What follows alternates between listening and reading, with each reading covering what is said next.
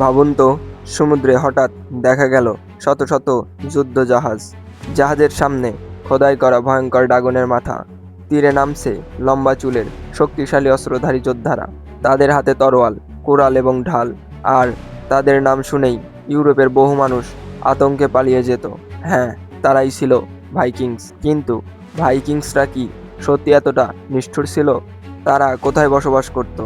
কেন তারা সমুদ্র পাড়ি দিয়ে হাজার হাজার কিলোমিটার দূরে যেত? কোন কোন দেশ তারা আক্রমণ করেছিল? কিভাবে তারা উত্তর আমেরিকায় পৌঁছে গিয়েছিল? আজকের ভিডিওতে আমরা জানাবো ভাইকিংসদের ইতিহাস শুরু থেকে শেষ পর্যন্ত, একেবারে এ টু জেড। প্রথমে একটা গুরুত্বপূর্ণ বিষয় পরিষ্কার করা দরকার। ভাইকিংস কোনো জাতির নাম ছিল না। ভাইকিংসরা মূলত ছিল স্ক্যান্ডিনেভিয়ার বিভিন্ন জনগোষ্ঠী, নাবিক, যোদ্ধা, ব্যবসায়ী এবং অভিযাত্রীরা। তাদের প্রধান আবাসভূমি ছিল বর্তমান ডেনমার্ক, নরওয়ে, সুইডেনে। এই অঞ্চলগুলোকে বলা হতো স্ক্যান্ডিনেভিয়া। সাধারণত ভাইকিংস যুগকে ধরা হয় খ্রিস্টপূর্ব 800 শতকের শেষ থেকে 1100 শতকের শেষ পর্যন্ত। এই সময় স্ক্যান্ডিনেভিয়ার মানুষ সমুদ্রযাত্রা, যুদ্ধ এবং বাণিজ্যে অসাধারণ দক্ষতা অর্জন করেছিল।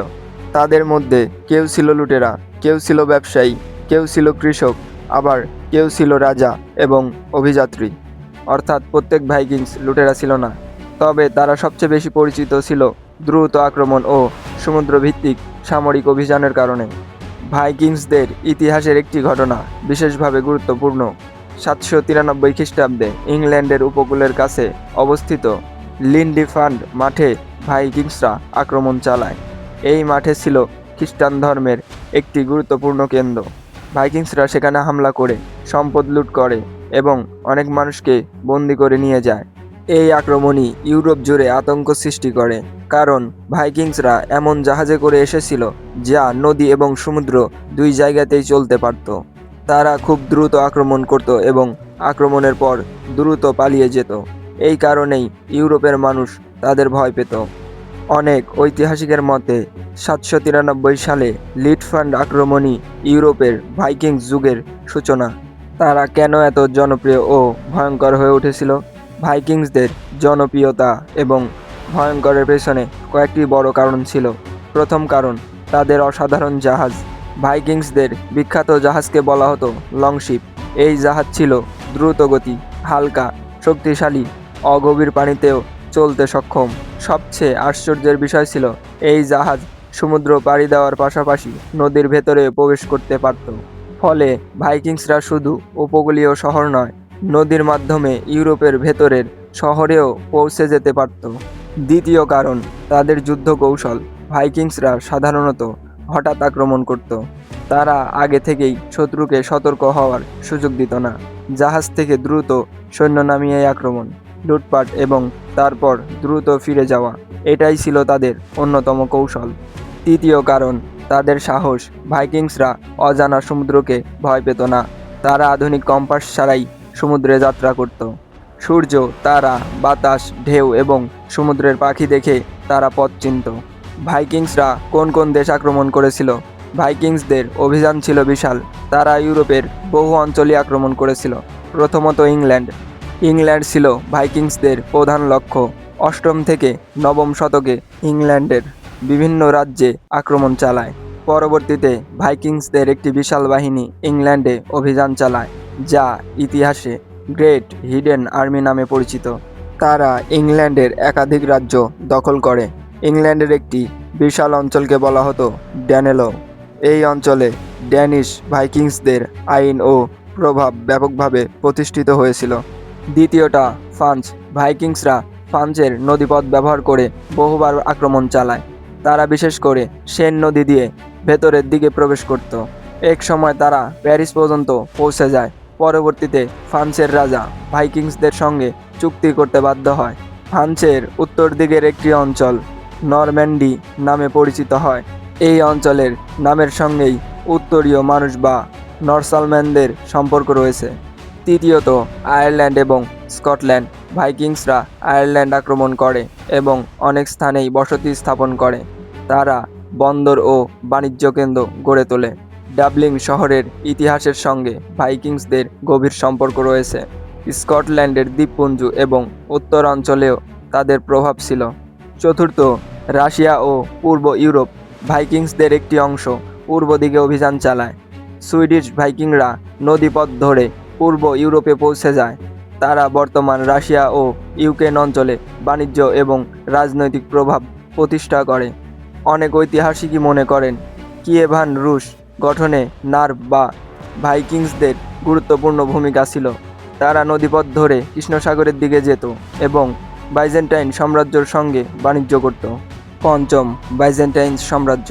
ভাইকিং যোদ্ধারা একটি বিশেষ বাহিনী বাইজেন্টাইন সাম্রাজ্যের জন্য কাজ করত।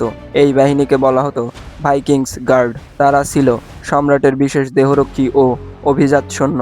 অর্থাৎ ভাইকিংসরা শুধু ইউরোপের ছোট রাজ্যগুলোর বিরুদ্ধে যুদ্ধ করেনি, তারা বিশ্বের অন্যতম শক্তিশালী সাম্রাজ্য সামরিক ব্যবস্থায় অংশ হয়ে উঠেছিল। ভাইকিংসরা কিভাবে আমেরিকায় পৌঁছেছিল? এখানেই আসে ইতিহাসের সবচেয়ে চমকপ্রদ ঘটনাগুলোর একটি। ভাইকিংসরা ইউরোপের পশ্চিম সমুদ্র পাড়ি দিয়ে প্রথমেই পৌঁছায় আইসল্যান্ডে। এরপর তারা গ্রিনল্যান্ডে বসতি স্থাপন করে। কিন্তু এখানেই শেষ নয়। প্রায় খ্রিস্টপূর্ব 1000 খ্রিস্টাব্দের দিকে নর্স অভিযাত্রী লেইফ এরিকসন উত্তর আমেরিকার উপকূলে পৌঁছেছিল বলে ইতিহাসে উল্লেখ রয়েছে। কানাডার নিউফাউন্ডল্যান্ডে প্রত্নতান্ত্রিক স্থানে ভাইকিংসদের বসতির প্রমাণ পাওয়া যায়। এর অর্থ হলো ক্রিস্টোফার কলম্বাসের আমেরিকা অভিযানের প্রায় 500 বছর আগেই ভাইকিংসরা উত্তর আমেরিকায় পৌঁছে গিয়েছিল। এটি ভাইকিংসদের সমুদ্র যাত্রার অসাধারণ দক্ষতার অন্যতম বড় প্রমাণ। ভাইকিংসদের ধর্ম ও দেবতা। ভাইকিংসদের নিজস্ব ধর্ম ছিল। তারা একাধিক দেবতায় বিশ্বাস করত। তাদের সবচেয়ে বিখ্যাত দেবতার মধ্যে ছিল ওলিড, থর, ফেয়ার, লোকি। অলিড ছিলেন জ্ঞান ও যুদ্ধ রাজাদের সঙ্গে সম্পর্কিত দেবতা। থর ছিলেন বজ্র ও শক্তির দেবতা।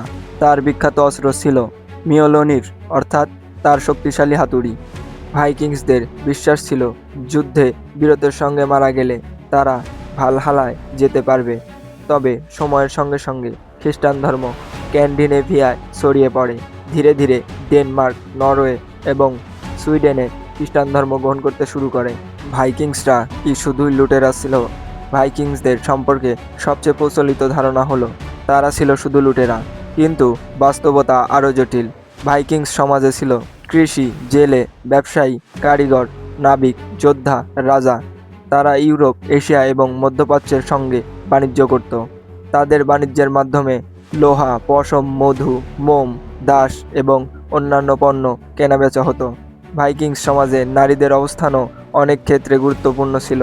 নারীরা সম্পত্তির অধিকার রাখতে পারত এবং কিছু ক্ষেত্রে বিবাহ বিচ্ছেদের অধিকারও ছিল। তাদের সমাজ ছিল, তাদের সমাজেই যে কোনো গুরুত্বপূর্ণ ও রাজনৈতিক সিদ্ধান্ত নেওয়া হতো। এবার আসি ভাইকিংদের পতন কেন হলো। 1100 শতকের দিকে ভাইকিংস যুগ ধীরে ধীরে শেষ হতে শুরু করে। এর পেছনেও কয়েকটি কারণ ছিল। প্রথম, স্ক্যান্ডিনেভিয়ার রাজ্যগুলো শক্তিশালী কেন্দ্রভূত রাজ্যে পরিণত হয়। দ্বিতীয়ত, খ্রিস্টান ধর্ম দ্রুত ছড়িয়ে পড়ে। তৃতীয়ত, ইউরোপের দেশগুলো ভাইকিংসদের আক্রমণ ঠেকানোর জন্য নিজেদের প্রতিরক্ষা শক্তিশালী করে। আগের মতো ছোট অসুরক্ষিত মঠ এবং শহর আক্রমণ করা আর সহজ ছিল না।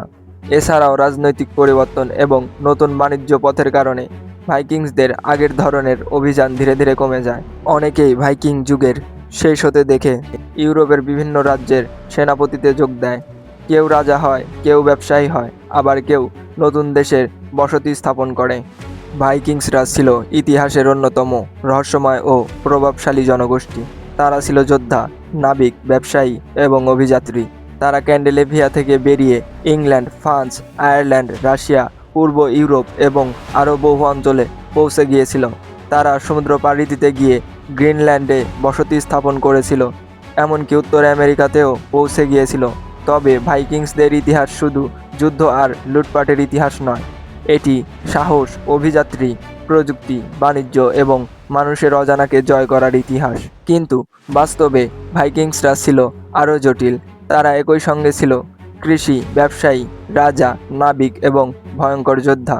সমুদ্রের ঢেউ পেরিয়ে যারা অজানা পৃথিবীর দিকে যাত্রা শুরু করেছিল, তাদের গল্প আজও মানুষের কল্পনাকে নাড়া দেয়। ভাইকিংসরা হয়তো ইতিহাসের মঞ্চ থেকে চলে গেছে, কিন্তু তাদের কিংবদন্তি ইতিহাস এখনও বেঁচে আছে। আপনার কি মনে হয় ভাইকিংসদের সবচেয়ে বড় শক্তি কী ছিল? তাদের যুদ্ধকৌশল নাকি তাদের অসাধারণ সমুদ্র দক্ষতা? কমেন্টে আপনার মতামত জানাতে ভুলবেন না। ভিডিওটি ভালো লাগলে লাইক দিন এবং ইতিহাস ও রহস্যের এমন আরও ভিডিও পেতে চ্যানেলটি সাবস্ক্রাইব করে পাশেই থেকে বেল আইকনটি প্রেস করুন।